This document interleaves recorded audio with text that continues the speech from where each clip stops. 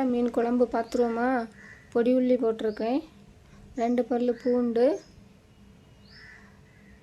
மஞ்சப்பொடி தேவையான அளவு, மல்லிப்பொடி ஒரு 3 ஸ்பூன் போட்டிருப்பேன், வறுத்த மல்லிப்பொடி,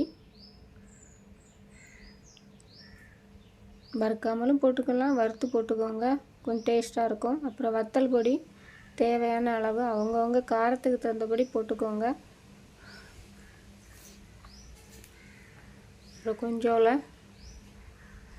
ஜீரகம் போட்டிருக்கேன், தேங்காய் போட்டுக்கோங்க. சிலவங்க தேங்காய் வறுத்து அரைப்பாங்க, நான் வறுக்காமல் வச்சுருக்கேன். தேங்காயும் போட்டுக்கோங்க. போட்டு மிக்சியில் போட்டு அரைச்சி எடுத்துக்கோங்க. இதில் வந்து தக்காளி, பச்சை மிளகு, கருவேப்பிலை 3 வச்சுருக்கேன்.